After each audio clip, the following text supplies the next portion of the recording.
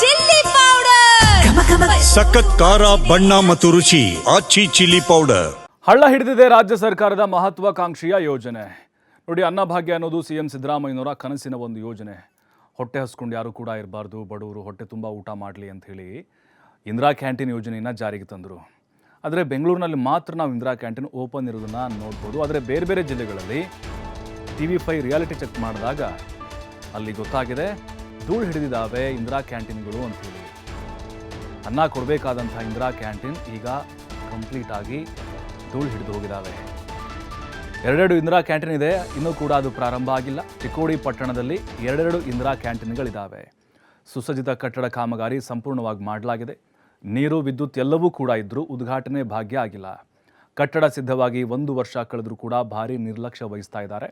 ಉದ್ಘಾಟನೆಯಾಗದ ಹಿನ್ನೆಲೆ ಸಂಪೂರ್ಣ ಧೂಳು ಹಿಡಿದು ಕ್ಯಾಂಟೀನ್ ಆವರಣದಲ್ಲಿ ಖಾಸಗಿ ವಾಹನಗಳು ಈಗ ಪಾರ್ಕಿಂಗ್ ಪ್ಲೇಸ್ ಆಗಿ ಮಾರ್ಪಾಡಾಗಿದೆ. ನೋಡ್ತಾ ಇದ್ದೀವಿ, ಇಂದಿರಾ ಕ್ಯಾಂಟೀನ್ ಇದು, ಎಲ್ಲ ಸೌಲಭ್ಯಗಳಿದ್ದಾವೆ, ಆದರೆ ಓಪನ್ ಆಗಿಲ್ಲ. ಯಾಕಾಗಿಲ್ಲ? ಅಲ್ಲಿ ಟೆಂಡರ್ ಕರೆದಿಲ್ವಾ, ಅಥವಾ ಅಧಿಕಾರಿಗಳ ಗಮನಕ್ಕೆ ಬಂದಿಲ್ವಾ? ಸರ್ಕಾರ ಹೇಳಿದರೂ ಕೂಡ ಸಿದ್ದರಾಮಯ್ಯನವ್ರಿಗೆ ತೋರಿಸ್ಬೇಕಿದ್ನ, ಉಗಿತಾರೆ ಕರೆಸಿ ಅಧಿಕಾರಿಗಳಿಗೆ. ಅಥವಾ ಅಲ್ಲಿರುವಂಥ ಜಿಲ್ಲಾಡಳಿತ ಏನು ಮಾಡ್ತಾ ಇದೆ ಅಂದರೆ, ಚಿಕ್ಕೋಡಿಲೆಲ್ಲ ಹೊಟ್ಟೆ ತುಂಬಿದವ್ರು ಇದ್ದಾರಾ? ಯಾರು ಬಡವರೇ ಇಲ್ವಾ? ಯಾರು 10 ರೂಪಾಯಿ 5 ರೂಪಾಯಿ ಕೊಟ್ಟು ಊಟ ಮಾಡೋಕ್ಕೆ ಬರೋದೇ ಇಲ್ವಾ? ಬೆಂಗಳೂರಲ್ಲಷ್ಟೇನಾ ಕೂಲಿ ಕಾರ್ಮಿಕರು ಅಥವಾ ಊಟ ಮಾಡೋಕ್ಕೆ ಶಕ್ತಿ ಇಲ್ಲದೆ ಅಂಥವ್ರು, ಅಂದರೆ ದುಡ್ಡು ಇಲ್ಲದೆ ಇರೋಂಥವ್ರು? ನೋಡಿ, ಅಲ್ಲಿ ಚಿಕ್ಕೋಡಿಯಲ್ಲಿ ವಿದ್ಯುತ್ ಇದೆ, ಅವರಿಗೆ ನೀರು ಕೊಟ್ಟಿದ್ದಾರೆ, ಒಳ್ಳೆ ಬಿಲ್ಡಿಂಗ್ ಇದೆ, ಆದರೆ ಊಟ ಇಲ್ಲ. ಒಂಥರ ಪಾರ್ಕಿಂಗ್ ಪ್ಲೇಸಾಗಿ ಮಾಡ್ಕೊಂಡ್ಬಿಟ್ಟಿದ್ದಾರೆ. ಹಾಗಾಗಿ ಇದನ್ನು ಅಧಿಕಾರಿಗಳು ಬಹಳ ಗಂಭೀರವಾಗಿ ತೆಗೆದುಕೊಳ್ಬೇಕು. ಮತ್ತು ಸರ್ಕಾರ ಕೂಡ ಬೇರೆ ಬೇರೆ ಜಿಲ್ಲೆಗಳ ಇಂದಿರಾ ಕ್ಯಾಂಟೀನ್ಗಳತ್ತ ಗಮನವನ್ನು ಕೊಡಬೇಕು. ಆಹಾರ ನಾಗರಿಕ ಪೂರೈಕೆ ಸಚಿವರು ಕೂಡ ಇದನ್ನು ಗಮನಿಸಬೇಕು. ಯಾಕಂತ ಹೇಳಿದರೆ, ಬೆಂಗಳೂರಿನಲ್ಲಿ ಬಹುತೇಕವಾಗಿ ನಾವು ನೋಡೋ ಪ್ರಕಾರ ಇಂದಿರಾ ಕ್ಯಾಂಟೀನ್ಗಳು ಓಪನ್ ಇದ್ದಾವೆ. ಅಲ್ಲಿ ಈಗಲೂ ಕೂಡ ಊಟ ತಿಂತಾ ಇದ್ದಾರೆ ಜನ, ಬಡವರು, ಕೂಲಿ ಕಾರ್ಮಿಕರು, ಡ್ರೈವರ್ಸ್ಗಳು, ಕಾಲೇಜ್ ಸ್ಟೂಡೆಂಟ್ಸು. ಆದರೆ ಚಿಕ್ಕೋಡಿ ಪಟ್ಟಣದಲ್ಲಿ ಯಾಕೆ ಹೀಗಾಯಿತು? ಮುಚ್ಚಿಬಿಡಿ, ಜನ ಬರ್ತಾ ಇಲ್ವಾ? ಜನ ಯಾಕೆ ಬರಲ್ಲ ರೀ? ಖಂಡಿತವಾಗ್ಲೂ ಬಂದೇ ಬರ್ತಾರೆ ಓಪನ್ ಮಾಡಿದರೆ. ಆದರೆ ಇಲ್ಲಿ ಟೆಂಡರನ್ನು ಕರೆದಿಲ್ಲ ಅಂತ ಅನ್ನಿಸ್ತಾ ಇದೆ. ಅದರ ಜೊತೆಗೆ ಸರ್ಕಾರ ಅವರಿಗೆ ಎಚ್ಚರಿಕೆಯನ್ನು ಕೊಟ್ಟರೂ ಕೂಡ ಅಧಿಕಾರಿಗಳ ಎಡವಟ್ಟಿನಿಂದಾಗಿ ಈ ರೀತಿಯಾಗಿ ಇಂದಿರಾ ಕ್ಯಾಂಟೀನ್ ಧೂಳು ಹಿಡಿಯೋ ಪರಿಸ್ಥಿತಿಗೆ ಬಂದಿದೆ.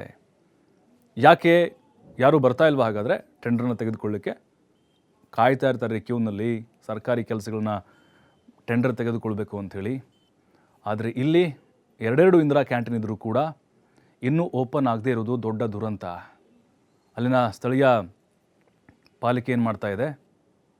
ಅವ್ರಿಗೂ ಕೂಡ ಗಮನಕ್ಕೆ ಬಂದಿಲ್ವಾ ಇದು? ಹಾಗಾದರೆ ಸರ್ಕಾರ ಅವ್ರಿಗೆ ಹಸ್ತಾಂತರ ಮಾಡಿರುತ್ತಿದ್ನ, ಅಂದರೆ ಸರ್ಕಾರ ಅನುದಾನ ಕೊಟ್ಟರೂ ಕೂಡ ಅವ್ರನ್ನ ಎಲ್ಲವೂ ಕೂಡ ಅದನ್ನು ನಿರ್ವಹಣೆ ಮಾಡಬೇಕಾಗತ್ತೆ. ಹಾಗಾಗಿ ಇಲ್ಲಿ ಯಾರ ಲೋಪದೋಷ? ಸರ್ಕಾರ ಅನುದಾನ ಕೊಟ್ಟರೂ ಕೂಡ ಇವರು ಇದನ್ನು ಓಪನ್ ಮಾಡೋಕ್ಕಾಗ್ತಾ ಇಲ್ವಾ? ನಮ್ಮ ಪ್ರಕಾರ ಇಲ್ಲಿ ಅಧಿಕಾರಿಗಳ ನಿರ್ಲಕ್ಷ್ಯ ಎದ್ದು ಕಾಣಿಸ್ತಾ ಇದೆ.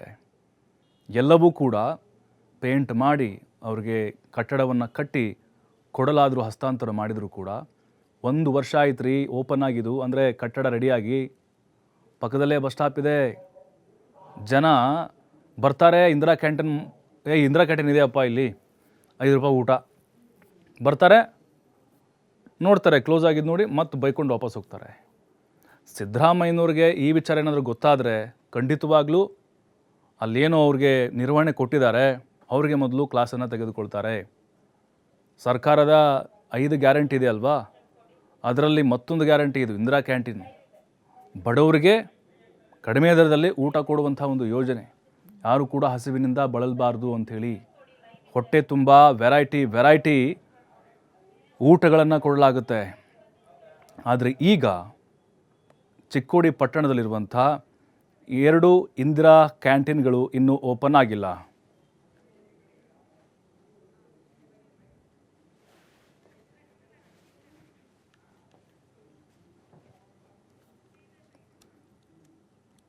ಮತ್ತಷ್ಟು ಮಾಹಿತಿ ನಮ್ಮ ಪ್ರತಿನಿಧಿ ಶ್ರೀಧರ್ ನೀಡ್ತಾರೆ. ಶ್ರೀಧರ್, ಈಗ ಸಿದ್ದರಾಮಯ್ಯನವರ ಕನಸಿನ ಯೋಜನೆ ಇದು ಇಂದಿರಾ ಕ್ಯಾಂಟೀನ್.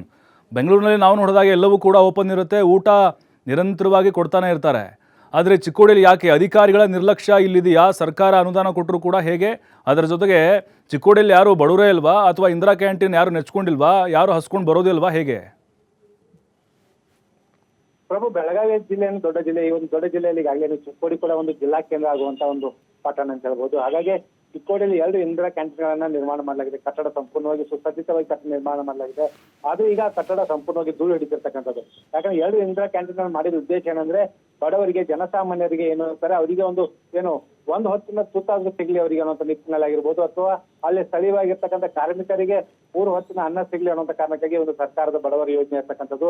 ಆದ್ರೆ ಎಲ್ಲೋ ಒಂದ್ ಕಡೆ ಅಧಿಕಾರಿಗಳ ಅಸಡ್ಡೆಯಿಂದ ಈ ಒಂದು ಇಂದಿರಾ ಕ್ಯಾಂಟೀನ್ ಲೋಕಾರ್ಪಣೆ ವಿಳಂಬ ಆಗ್ತಾ ಇದೆ ಅಂತ ಹೇಳ್ಬೋದು. ಯಾಕಂದ್ರೆ ಈ ಬೆಳಗಾವಿ, ನಾವು ಪ್ರಮುಖವಾಗಿ ನೋಡಿದ್ರೆ ಬೆಳಗಾವಿ ಜಿಲ್ಲೆಯಿಂದ ಬಹಳ ದೊಡ್ಡ ಜಿಲ್ಲೆ ಆಗಿದೆ ಪ್ರಭು. ಹಾಗಾಗಿ ಬೆಳಗಾವಿ ಸೇರಿದಂತೆ ಎಲ್ಲಾ ತಾಲೂಕುಗಳು ಕೂಡ ಇಂದಿರಾ ಕ್ಯಾಂಟೀನ್ ನಿರ್ಮಿಸುವಂತ ಕೆಲಸವನ್ನ ಜಿಲ್ಲಾಡಳಿತದಿಂದ ಆಗಿರ್ಬೋದು, ಸರ್ಕಾರದ ಈ ಒಂದು ಯೋಜನೆಯನ್ನ ಅನುಷ್ಠಾನ ತೆಗೆದುಕೊಂಡಿದ್ದಾರೆ. ಪ್ರಮುಖವಾಗಿ ಇದನ್ನು ನಿರ್ವಹಣೆ ಮಾಡಬೇಕಾದಂತ ಸ್ಥಳೀಯ ಸಂಸ್ಥೆಗಳಿದ್ದಾವೆ, ಅವು ಸರಿಯಾಗಿ ಕಾರ್ಯನಿರ್ವಹಿಸ್ತಾ ಇಲ್ಲ. ಅದರಲ್ಲೂ ಕೂಡ ಪ್ರಮುಖವಾಗಿ ಸ್ಥಳೀಯ ಚಿಕ್ಕೋಡಿ ಪಟ್ಟಣ ಪುರಸಭೆ ಏನಿದೆ, ಪುರಸಭೆಯಲ್ಲಿ ಇರ್ತಕ್ಕಂಥ ಅಧಿಕಾರಿಗಳಿಂದ ಅವ್ರ ನಿರ್ಲಕ್ಷ್ಯದ ಬಹಳ ಪ್ರಮುಖ ಕಂಡು ಬರ್ತಿರ್ತಕ್ಕಂಥದ್ದು. ಯಾಕಂದ್ರೆ 2 ಇಂದಿರಾ ಕ್ಯಾಂಟೀನ್ ನಿರ್ಮಾಣ ಆಗಿಕೊಂಡ್ರು ಕೂಡ ಅಲ್ಲಿ ಶೀಘ್ರವಾಗಿ ಆರಂಭಿಸಿದ್ರೆ ಸಾಕಷ್ಟು ಜನ ಚಿಕ್ಕೋಡಿಗೆ ಉಪವಿಭಾಗಾಧಿಕಾರಿ ಕಚೇರಿ ಇದೆ, ಬಿಇಒ ಶೈಕ್ಷಣಿಕ ಜಿಲ್ಲೆ ಅಂತ ಹೇಳ್ತಾರೆ ಶೈಕ್ಷಣಿಕವಾಗಿ. ಅದರ ಜೊತೆಗೆ RTO ಸೇರಿದಂತೆ 10 ಜಿಲ್ಲಾ ಮಟ್ಟದ ಕಚೇರಿ ಕೂಡ ಚಿಕ್ಕೋಡಿಯಲ್ಲಿ ಇದಾವೆ. ಈ ಒಂದು ಜಿಲ್ಲಾ ಮಟ್ಟದ ಕಚೇರಿ ಹೊಂದಿಕೊಂಡೇ ಈ ಒಂದು ಇವೆರಡು ಇಂದಿರಾ ಕ್ಯಾಂಟೀನ್ ಇರ್ತಕ್ಕಂಥದ್ದು. ಬೇರೆ ಬೇರೆ ತಾಲೂಕಿನಿಂದ ಬರುವಂತ ಜನಸಾಮಾನ್ಯರಾಗಿರ್ಬೋದು, ಸ್ಥಳೀಯವಾಗಿರ್ತಕ್ಕಂಥ ಕೂಲಿ ಕಾರ್ಮಿಕರಾಗಿರ್ಬೋದು, ಅವರು ಒಂದು ಕಡಿಮೆ ದುಡ್ಡಿನಲ್ಲಿ ಏನಂದ್ರೆ ಬೆಳಿಗ್ಗೆ ಉಪಹಾರ, ಮಧ್ಯಾಹ್ನ ಊಟ, ರಾತ್ರಿ ಊಟ ಮಾಡೋದಕ್ಕೆ ಒಂದು ಅವಕಾಶ ಇರುತ್ತೆ. ಆದ್ರೆ ಎಲ್ಲೇ ಒಂದ್ ಕಡೆ ಅಧಿಕಾರಿಗಳಾಗಿರ್ಬೋದು ಮತ್ತು ಜನಪ್ರತಿನಿಧಿಗಳ ನಿರ್ಲಕ್ಷ್ಯ ಕೂಡ ಇಲ್ಲಿ ಕಂಡು ಬರ್ತಿರ್ತಕ್ಕಂಥದ್ದು ಪ್ರಭು. ಥ್ಯಾಂಕ್ ಯು ಶ್ರೀಧರ್ ಮಾಹಿತಿಗಾಗಿ.